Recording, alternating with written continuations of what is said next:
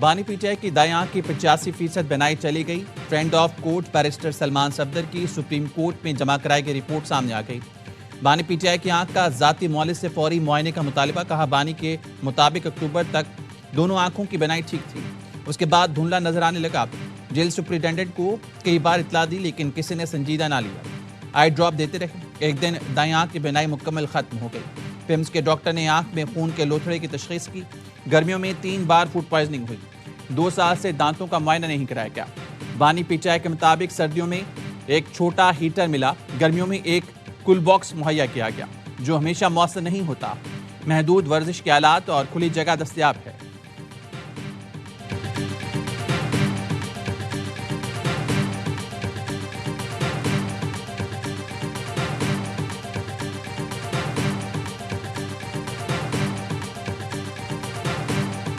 Supreme court نے بانی P T I کا 16 فروری سے پہلے آنکھ کا معائنہ کرانے کا حکم دے دیا۔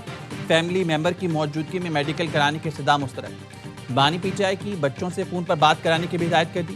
بانی پی ٹی آئی کی جیل میں حالت اور فراہم کردہ سہولتوں سے متعلق کیس کی سماعت۔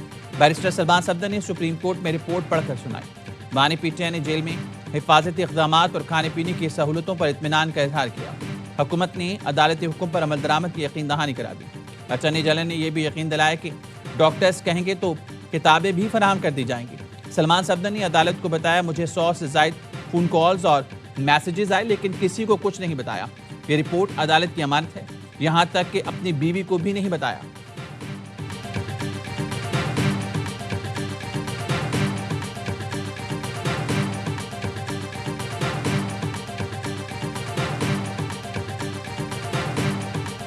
تحریک تحفظ آئین پاکستان نے اعلان کیا ہے، دھرنا کل ہوگا، مطالبات کل ہم رکھیں گے اور وہ مطالبات ماننے تک اگر خدا نخواستہ کچھ ہوتا ہے اس کی ذمہ دار حکومت ہوگی۔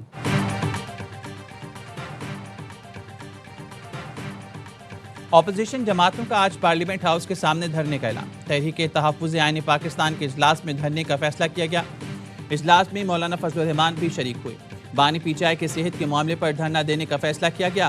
تمام اراکین کو آج پارلیمنٹ کے سامنے پہنچنے کا کہا گیا۔ خیبر پختونخوا کے تمام اراکین اسمبلی کو ڈی چوک پہنچنے کی ہدایت۔ علامہ راجہ ناصر عباس کہتے ہیں، نماز جمعہ کے بعد پارلیمنٹ ہاؤس کے سامنے دھرنا دیا جائے گا۔ بانی کی اسپتال منتقلی تک دھرنا جاری رکھیں۔ حکومت نے جان بوجھ کر بانی کی بینائی ختم کر دی۔ حکومت کی طرف سے مجرمانہ غفلت ہوئی۔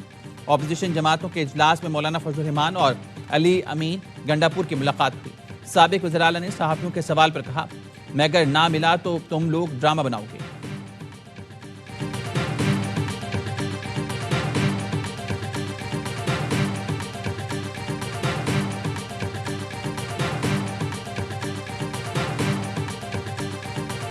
رپورٹ میں کہا گیا ہے 4 ماہ سے ان کو شکایت تھی، علاج نہیں کیا گیا۔ 2 دسمبر کو ان کی بہن عظمیٰ خان صاحبہ نے ان کے ساتھ ملاقات کی۔ جب عظمیٰ خان صاحبہ باہر آئیں تو ان سے ایک صحافی نے پوچھا کہ عمران خان صاحب کی صحت کیسی ہے، تو انہوں نے کہا کہ الحمدللہ۔ عظمیٰ خان نے 2 دسمبر کو ملاقات کے بعد صحافیوں کو بتایا تھا بھائی ٹھیک ہیں، انہوں نے کوئی شکایت نہیں کی تھی۔ اگر 4 ماہ سے علاج نہیں ہوا ہے تو یہ سنجیدہ بات ہے۔ آنکھوں کے ماہر ڈاکٹر نے بانی پی ٹی آئی کا معائنہ اور علاج کیا۔ معاون خصوصی رانا ثناء اللہ کہتے ہیں، سپریم کورٹ میں ذاتی معالج کا مطالبہ نہیں کیا گیا۔ ذاتی معالج کو پینل میں ڈالنے سے متعلق سپریم کورٹ حکم کرے تو عمل کریں گے۔ کسی کی صحت پر سیاست کرنا جرم ہے۔ وفاقی وزیر طارق فضل چودھری کا کہنا ہے، بانی پی ٹی آئی کو علاج کے لیے باہر بھیجنا پڑا تو ضرور بھیجیں گے، ہماری کوئی ذاتی دشمنی نہیں۔ بانی پی ٹی آئی کی صحت حکومت کی ترجیح ہے۔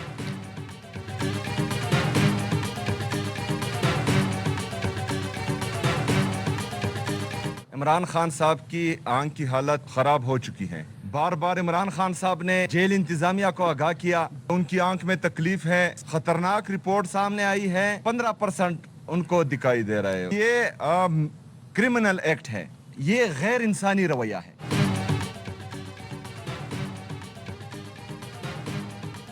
بانی کی آنکھ کا مسئلہ سنگین حد تک لے جایا گیا۔ بانی پی ٹی آئی کے ساتھ غیر انسانی رویہ برتا گیا۔ بانی پی ٹی آئی کی آنکھ کی حالت بہت خراب ہو چکی، بار بار جیل انتظامیہ کو آگاہ کیا۔ حالات یہاں تک پہنچے کہ بانی کو دکھائی نہیں دے رہا تھا۔ وزیر اعلیٰ کے پی سہیل آفریدی کا کہنا ہے، ہمارے پاس آپشنز ہیں جس پر غور کیا جا رہا ہے۔ علیمہ خانم کہتی ہیں، جیل انتظامیہ کو معلوم تھا بانی پی ٹی آئی کی طبیعت خراب ہے، جان بوجھ کر انتظار کیا گیا کہ بینائی چلی جائے۔ बहुत तमाशा हो गया, हमें इंसाफ दिया जाए।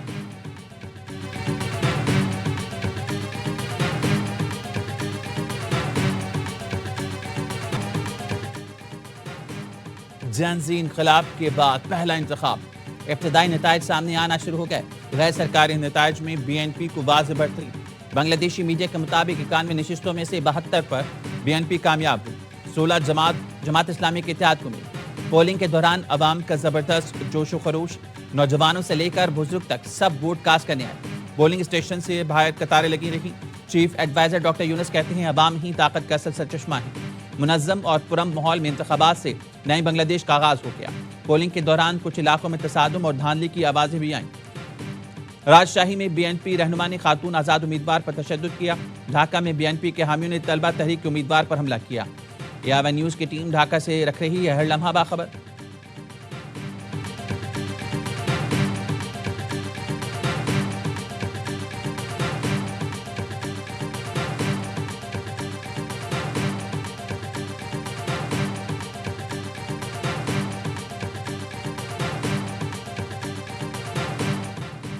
इब्तदाई नताइज में जमात को बरतरी के आसार हैं। बड़े पैमाने पर मुदाखलत ना हुई तो नताइज कबूल करेंगे। कबल इस वक्त तबसरा मुनासिब नहीं। अमीर जमात इस्लामी शफीक रहमान ने कहा इलेक्शन कमीशन और अवाम ने मिलकर अच्छा इंतखाब कराया। इख्तिदार मिला तो तमाम जमातों से ताउन चाहेंगे। वोट की ताकत से मुस्तकबिल की तामीर करेंगे। वोट सिर्फ हक नहीं, शहीदों की अमानत है। BNP के वज़ारत उज़्मा के उम्मीदवार तारिक रहमान ने कहा हुकूमत बनते ही पहले रोज से अवाम का तहफ़्फ़ुज़ यकीनी बनाएंगे। आम आदमी खुद को महफूज महसूस करे, ऐसे इक़दाम करेंगे।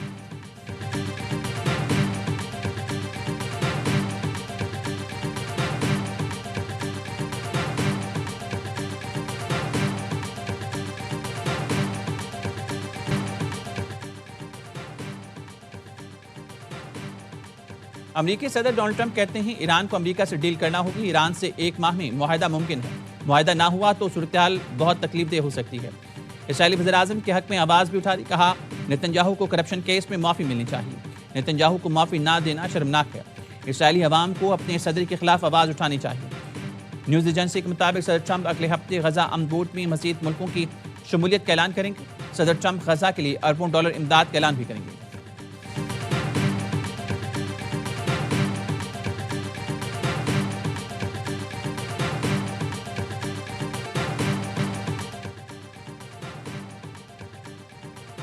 वज़ीर-ए-आज़म शहबाज शरीफ की सदर आसिफ अली ज़रदारी से मुलाकात सियासी, मुआशी और सिक्योरिटी सूरत-ए-हाल का जायजा लिया गया। वज़ीर-ए-आज़म ने सदर को गजा बोर्ड इजलास में शिरकत पर एतमाद में लिया।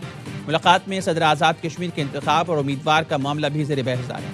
PP नून लीग में वर्किंग रिलेशनशिप बेहतर और मुशावरती अमल जारी रखने पर इत्तेफाक। मुलाकात में नायब वज़ीर-ए-आज़म इसहाक़ डार, वज़ीर दाखिला मोहसिन नकवी ने भी शिरकत की। वज़ीर क़ानून आज़म नज़ीर तारड़, शहरी रहमान और दीगर शरीक थे।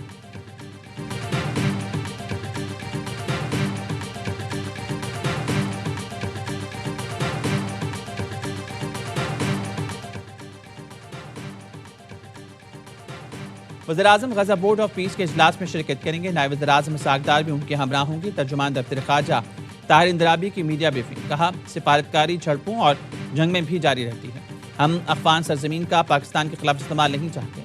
अफ़गान हुकूमत को तस्लीम करने पर ईरान के फैसले का इल्म नहीं। किसी भी मुल्क का अपना फैसला होता है कि वो किसी मुल्क को तस्लीम करे या नहीं।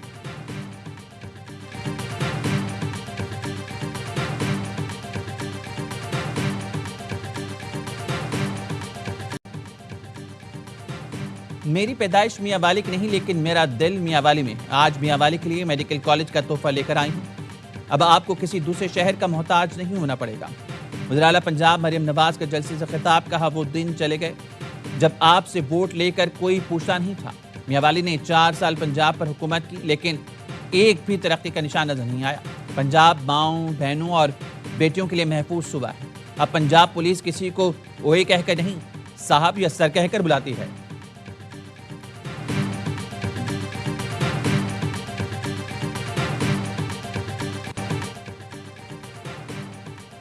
पाकिस्तान ने दूसरा मुकामी साख्ता सैटेलाइट EO2 कामयाबी से लॉन्च कर दिया। ISPR ने बताया पाकिस्तान का EO2 सैटेलाइट चीन से कामयाबी के साथ खला में रवाना किया गया। स्पार्को ने चीन के योंगयांग से सेंटर से अहम संगमिल अबूर किया। सैटेलाइट मनसूबा बंदी और वसाइल के इंतजाम के लिए अहम डाटा फराहम करेगा। जमीन के मुशाहिदे और इमेजिंग की सलाहियत बढ़ाएगा। سیٹلائٹ گورننس آفات سے بچاؤ اور اسٹریٹجک منصوبہ بندی میں معاون ثابت ہوگا۔ پاکستان میں مقامی EO2 سیٹلائٹ کی تیاری خود انحصاری کی طرف بڑا قدم ہے۔ صدر اور وزیر اعظم کی سیٹلائٹ کی کامیاب لانچ پر مبارکباد۔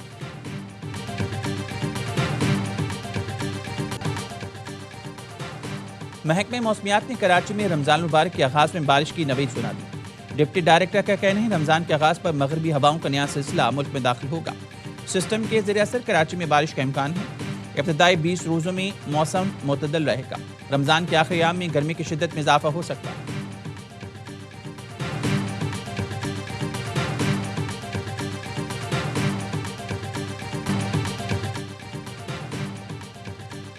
ورلڈ کرکٹ میں اٹلی کی دھماکے دار انٹری۔ T20 ورلڈ کپ میں اپنے سے تجربے کار نیپال کو 10 وکٹ سے پچھاڑ دیا۔ ممبئی میں 124 رنز کا ہدف 13ویں اوور میں بغیر کسی وکٹ کے حاصل کیا۔ بھائیوں کے اوپننگ جوڑی انتھونی موساکا نے 62 اور جسٹن موساکا نے 60 رنز کی اننگ کھیلی۔ پہلے میچ میں سری لنکا نے عمان کو 105 رنز کے بھاری مارجن سے پچھاڑا۔ عمان کی ٹیم 226 رنز کے تعاقب میں 120 رنز بنا سکی۔ تیسرے میچ میں بھارت نے نمیبیا کو 93 رن سے ہرا دیا۔ 210 رنز کے تعاقب میں نمیبیا کی ٹیم 116 رنز بنا سکی۔